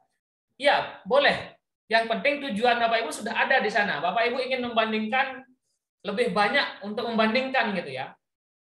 Banyak untuk misalkan membandingkan 10 ataupun hasil penelitian terkait dengan A, kemudian hasil penelitian yang A juga, tetapi ada sedikit perbedaan di sana yang Bapak Ibu ingin kaji misalkan. Ada sesuatu yang Bapak Ibu ingin kaji terkait dengan perbedaannya apa. Nah, silahkan Bapak Ibu banyak menggunakan kontras atau mencari perbedaan. Nah, setelah Bapak Ibu mendapatkan perbedaannya, Bapak Ibu bandingkan dulu menggunakan tabel mungkin di sana. Kemudian Bapak Ibu mendapatkan satu inti dari perbedaan kemudian silahkan dibahas apa perbedaan yang ada pada penelitian-penelitian itu dibandingkan dengan teori yang ada, misalkan seperti itu. Itu boleh. Bapak Ibu menggunakan satu juga boleh. Bapak Ibu mengkaji perbedaan saja, kemudian nanti tetap Bapak Ibu sebagai penulis mencari sebuah kesimpulan ataupun jawaban dari perbedaan itu apa, gitu ya. Apakah persamaannya juga boleh, perbedaannya juga boleh, gitu ya. PPT-nya di-share. Sudah di grup, Bu. Udah dari awal saya share. Bisa sekali lagi grup itu mohon dicek ya Bapak Ibu. Grup penelitian literatur di sana sudah ada. Saya share. Bisa dicek dari PowerPoint-nya, kemudian dari contohnya, dari semua sudah di-share. Kalau penulis dari Cina, aduh, sama saja mau dari Cina, dari Arab, boleh Pak Ibu ya. Penulisan daftar pustaka itu untuk nama bebas. Yang penting biasanya dibalik gitu. Nama misalkan Muhammad Suhardi, ya Suhardi jadi Suhardi M atau Suhardi Muhammad, itu boleh.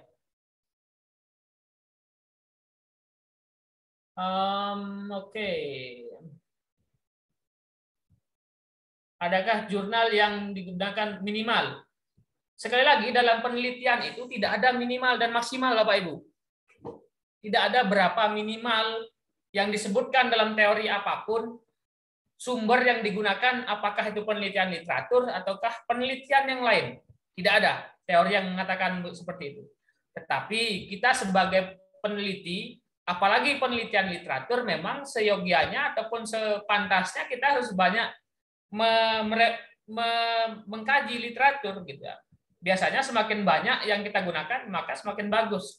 Tetapi sarannya adalah kita sebagai peneliti pemula nih, baru aja kita tahu namanya artikel, masa iya harus 100 langsung gitu kan, boro-boro nanti kita bisa jadi satu karya baru nulis aja udah pusing gitu ya. Ya mulai dari 5 gitu kan, mulai dari 6 artikel ataupun jurnal yang Bapak Ibu kaji dan langsung buat sebuah artikel ilmiah. Itu Pak Randi. Dari udah semua di chat sudah saya bahas. Baik, terima kasih Bapak Dr. Suhardi. Mungkin sedikit informasi kalau ini ada tambahan bahwasannya ketika Bapak Ibu merujuk nama penulis gitu ya, dari yang tadi mungkin dari Mandarin, Tionghoa ataupun Korea gitu ya. Karena memang dalam proses perujukan itu yang ditampilkan kenapa dibalik itu karena kita ikut konsep dari Barat, bahwasanya nama belakang merupakan nama keluarga gitu ya kan, kayak Paolo Maldini gitu kan, berarti Maldini itu nama keluarganya gitu ya. Khusus untuk kayak Korea, terus kemudian Tionghoa, kemudian Cina ataupun yang lain biasanya marganya berada di depan, sehingga seringkali tidak dibalik gitu ya, seringkali tidak dibalik. Nanti tetapi aturan ini bisa Bapak Ibu sesuaikan dengan jurnal tujuan. Biasanya ada aturannya gitu ya. Misalkan menurut Lee Min Ho, maka biasanya Lee saja biasanya, yang depan justru Lee-nya aja gitu. Nanti bisa disesuaikan dengan aturan jurnal tujuan. Mungkin itu yang jelas, pastikan namanya memang sudah tertulis dalam huruf Latin gitu. Karena kalau seringkali Bapak Ibu menemukan nama dalam apa namanya huruf Cina atau huruf Jepang, maka memang tidak akan sangat kesulitan untuk ditulis pada sebuah jurnal, artikel jurnal itu. Maka pastikan namanya sudah dalam bentuk huruf Latin gitu ya, tulisan Latin alfabet gitu. Nah, mungkin itu masih ada mungkin 1 atau 2 pertanyaan lagi yang raise hand. Ya, yang pertama silakan Bapak Abdul Manaf. Ya, Assalamualaikum warahmatullahi wabarakatuh. Terima kasih Pak Andi. Muhammad Suwardi, Pak Dokter. Saya ingin menanyakan, tadi ada berapa tadi ya metode untuk library ini. Cara membuat library itu ada 5. Cara membuat library research itu kan ada 5. Nah, apakah dalam satu artikel itu cukup kita mengambil 1 atau kelima-limanya ini bisa kita satukan dalam satu artikel? Nah, berkenaan dengan kebaruan. Nah, kebaruan terhadap. Nah, apakah ketika kita mengambil kontras maupun compare 1-2 ini masih dimungkinkan ada kebaruan yang bisa kita, kan hanya membandingkan bahwa ini ada yang sesuai, bahwa ini ada yang bertentangan. Setelah itu mungkin kita bisa simpulkan. Nah, adakah kebaruan yang bisa diambil itu? Lalu terakhir, mohon maaf, ada 3. Yang terakhir saya ingin menanyakan, bagi kami ini yang baru mau pemula, jadi penulis pemula, ini berapa lama naskah ini bisa, apakah setelah penutupan malam ini atau besok itu batas akhir pemasukan artikel yang mau dibuat? Terima kasih.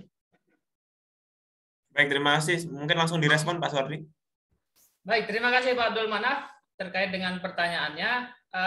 Ya, kami atau saya pun lah masih pemula Pak Abdul Manaf dan mungkin Bapak Ibu yang lain untuk penulisan artikel. Kita sama-sama pemula dan biasanya dalam penelitian literatur itu kalau kita baru-baru awal nih, mungkin yang paling sederhana Bapak Ibu gunakan, cari persamaannya deh, cari persamaannya. Dalam penelitian literatur ini, cari persamaannya dan kesimpulannya apa, itu paling sederhana. Nah, kan banyak tuh penelitian-penelitian terkait dengan motivasi siswa, motivasi belajar, ada jutaan ataupun sudah banyak sekali. Nah, itu silahkan coba cari persamaan. Kemudian nanti kesimpulannya apa. Nah, itu yang paling sederhana. Kemudian kalau Bapak Ibu sudah oke nih nulis penelitian literatur, nah, bisa Bapak Ibu cari persamaan dan perbedaannya ada di situ. Nah, dari persamaan dan perbedaan, nah, bisa Bapak Ibu kritik juga. Apa di situ intinya, kemudian simpulkan. Boleh. Kalau sudah expert nih ya. Tapi untuk pemula, ya, cukuplah cari persamaan dan ambil kesimpulan. Apakah kebaruan gitu ya? Kebaruan bisa didapat gitu ya. Dengan ingat untuk diketahui, novelty ataupun kebaruan itu tidak mutlak, itu hal yang baru sekali gitu ya. Baru apa istilahnya ya? Kebaruan ini diartikan bahwa apa yang kita teliti ini ada manfaat yang berbeda ataupun ada sesuatu hal yang kecil saja pada bagian yang kita teliti ini ataupun hasilnya nanti akan ada yang berbeda ataupun manfaatnya yang berbeda, itu sudah dikatakan kebaruan. Dan tidak ada penelitian literatur yang tidak menggunakan hasil-hasil penelitian sebelumnya gitu ya. Jadi jangan kita konotasikan bahwa penelitian ini belum ada sama sekali. Saya yakin semua objek penelitian pernah diteliti. Apalagi kalau pembelajaran kemarin masa pandemi gitu ya. Itu bisa, kalau kita anggap baru, itu mungkin sudah banyak terkait dengan, bisa dikaitkan dengan media pembelajaran jarak jauh. Jarak jauh itu sudah lama ada Bapak Ibu. Yang jarak jauh menggunakan media-media UT itu kan sudah dari zaman dulu menggunakan hybrid learning itu. Tapi karena pandemi saja yang menggunakan, makanya ada banyak media-media yang lain muncul gitu. Tapi teorinya sudah ada dari dulu. Lalu apa tadi terakhir? Artikel Bapak Ibu, Mungkin nanti akan kita rembukkan dengan panitia. Berapa lama kami kasih kesempatan? Biasanya seminggu lah. Seminggu Bapak Ibu mulai menulis, dan kan dari awal sudah rata-rata dapat topik nih. Nah, Bapak Ibu silahkan dikaji, kemudian disesuaikan dengan template-nya. Kurang lebih lah seminggu kami berikan kesempatan untuk publikasi. Itu Pak Rani. Baik, mungkin itu Bapak Ibu, karena memang waktu sudah menunjukkan lebih dari jam 20.30. Mungkin masih ada banyak pertanyaan yang belum bisa kami fasilitasi. Baik, satu lagi mungkin Pak Rani. Mungkin satu lagi ya Pak. Ahmad Sanusi. Ya, masih bersedia berarti Pak Suwardi. Boleh, silakan. Mungkin masih bersedia Pak Suwardi. Silakan Pak Sanusi bisa aktifkan mikrofonnya. Silakan Bapak. Assalamualaikum warahmatullahi wabarakatuh. Waalaikumsalam. Waalaikumsalam. Terima kasih saya dapat kesempatan seperti ini. Alhamdulillah, yang sudah lama saya kepingin, tapi sekarang saya bisa ikut. Nah, untuk saya sebagai pemula yang mula betul, nah ini saya mohon tidak seperti mereka-mereka yang sudah berpengalaman. Nah, ini saya minta program dari awal mau bikin artikel dari awal sampai langkah kelanjutannya sampai pada hasil dan jadi. Karena dari informasi yang saya terima dari tadi itu, saya senang, sudah saya tahu, saya paham, tapi saya tidak bisa cara merangkaikannya itu, menempatkannya di sini, langkah saya kemana. Nah, kalau ada gambaran dari contoh, dari akan membuat, dari awal mau membuat sampai dibuat dan langkah-langkahnya sampai jadi. Lah, ini baik. Kalau bisa selesai, saya terima kasih. Itu saja, terima kasih. Assalamualaikum. Terima kasih Pak Sanusi. Mungkin sedikit informasi Bapak Ibu semua, bahwasanya nantinya ada suatu kelas khusus ya. Setiap bulan kami mengadakan suatu kelas eksklusif dengan nama bimbingan publikasi artikel ilmiah. Nah, itu jika Bapak Ibu mengikuti kelas tersebut, itu akan dibimbing memang benar-benar terkoreksi satu persatu. Ya, jadi misalkan Bapak Ibu mengirimkan judul, kemudian kami koreksi, mengirimkan pendahuluan, kami koreksi, dan sudah kami siapkan tim reviewer yang nantinya akan mengoreksi satu persatu naskah Bapak Ibu. Dan juga nanti tujuannya juga sudah pasti jelas, yaitu akan kami publikasikan pada jurnal yang kami kelola. Jadi semua yang masuk kelas tersebut akan dipastikan akan terpublikasi gitu ya.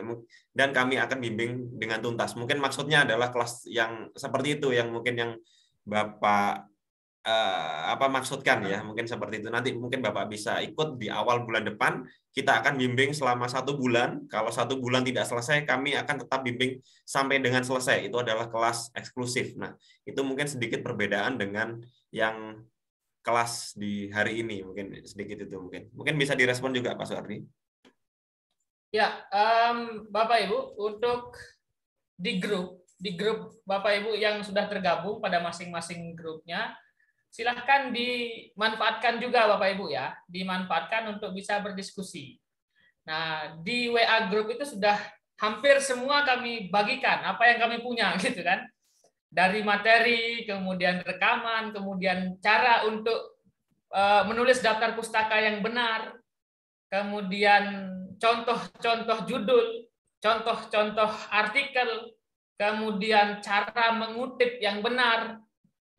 Hampir semua sudah kami share di grup pada bagian materi itu. Nah, ini Bapak Ibu bisa lihat silakan bisa di-download di sini Bapak Ibu. Silakan Bapak Ibu bisa download di sini. Nah, ini jangan diabaikan di grupnya ya Bapak Ibu ya. Ini di link download ini. Sorry. Nah, link download ini sudah hampir semua sini kami berikan. Ini sampai saya ringkaskan kembali materi dari awal sampai dengan akhir. Ini materi dari awal, dan satu saya coba buat lebih simpel kemarin. Nah, kemudian ini juga di sini dibuka. Ada cara penulisan daftar pustaka yang baik dan benar. Judul artikel penelitian literatur, modul penelitian literatur, gitu ya. Kemudian template jurnal juga sudah kami berikan yang kami kelola. Nah, Untuk itu Bapak Ibu silahkan dicoba untuk lihat. Dan juga silahkan Bapak Ibu bisa untuk mengecek, cek di jurnal kami, gitu ya. Ini silahkan cek jurnal di p4i.com. Nah, ini jurnal p4i.com. Nah, disinilah kita akan publikasi Bapak Ibu. Yang kurang lebih lah nanti seminggu, nanti akan saya infokan juga di WA group. Ini bisa dilihat jurnal-jurnalnya, ada yang pendidikan dasar, pendidikan menengah, jurnal pendidikan kejuruan, jurnal ilmu pengetahuan, inovasi pembelajaran, jurnalnya PTK khusus, sampai dengan jurnalnya kesehatan juga ada. Nah, ini ilmu kesehatan. Nah, kemudian ada jurnal untuk PAUD, jurnal pengabdian masyarakat, jurnal hasil, banyak sekali. Ada sekitar 20 dan itu yang akan kita tuju Bapak Ibu. Dan silahkan dimanfaatkan sekali lagi. Kami menyediakan 10 nih masalahnya. 10 slot. Biasanya nggak pernah tuh nyampe. Jadi silahkan dimulai dari sekarang. Silahkan dicoba untuk membuat artikel dan kami tunggu. Itu Pak Andi. Baik Bapak Ibu, mungkin itu pertanyaan yang terakhir untuk Zoom meeting malam ini. Artinya mungkin Bapak Ibu masih banyak pertanyaan yang sifatnya ingin menggali lebih jauh tentang penelitian literatur. Nah, kami khususnya Bapak Dr. Suwardi dan juga Pak Sunu masih ada di grup, sehingga kami akan masih bisa melayani pertanyaan-pertanyaan apapun itu yang Bapak Ibu lontarkan di grup WA. Nanti kami akan buka grupnya, silakan bisa berdiskusi tentang penelitian literatur. Nah, mungkin sedikit informasi bahwasannya malam ini merupakan malam yang ketiga atau yang terakhir dari serangkaian Zoom meeting dari beberapa hari ini, sehingga secara Zoom kami sudah selesaikan, tetapi secara diskusi Bapak Ibu bisa tetap berlanjut di grup WA. Kemudian informasi berikutnya bahwasannya untuk administrasi Bapak Ibu nggak perlu khawatir, kami akan lengkapi besok, mungkin besok sore atau paling lambat besok malam, semua administrasi akan kami bagikan di grup WA. Baik sertifikat, kemudian undangan mungkin yang belum download, kemudian laporan pengembangan diri, kemudian daftar hadir dan juga Zoom, rekaman Zoom dan juga materi semua akan kami lengkapi di grup WA dalam satu halaman yang terintegrasi secara keseluruhan, sehingga Bapak Ibu nanti akan mudah dalam mencari mana undangannya, mana sertifikatnya. Akan saya buat sebuah halaman, satu link yang memang mencakup semua administrasi tersebut. Paling lambat insya Allah besok malam akan kami tuntaskan semua. Mungkin itu dari saya. Sebelumnya mohon maaf jika kami ada salah kata atau salah ucap selama beberapa hari ini. Kita jumpa lagi Bapak Ibu di kegiatan kami berikutnya. Oh ya, sebentar. Di minggu depan, mungkin Bapak Ibu yang sudah ikut kegiatan ini juga ada yang ikut kegiatan minggu depan, yang mungkin belum, akan kami informasikan bahwasannya silakan Bapak Ibu bisa buka website kami, bisa buka lewat browser ataupun di Play Store juga sudah ada. Bapak Ibu bisa buka di www.guruinovatifindonesiaCom. Nah, di sini ini merupakan kelas virtual yang kedua di bulan ini. Nah, di sini posisi kita ini di akhir bulan ini kita masih ada satu kegiatan lagi.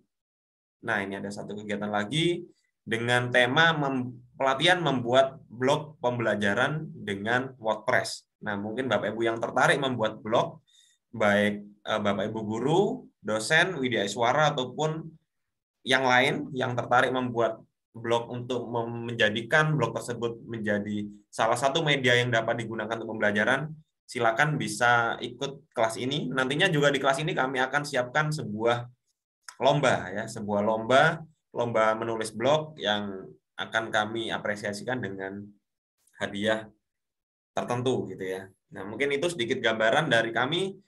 Kami tunggu partisipasi Bapak Ibu di kegiatan-kegiatan kami berikutnya. Saya akhiri. Terima kasih Bapak Dr. Suwardi.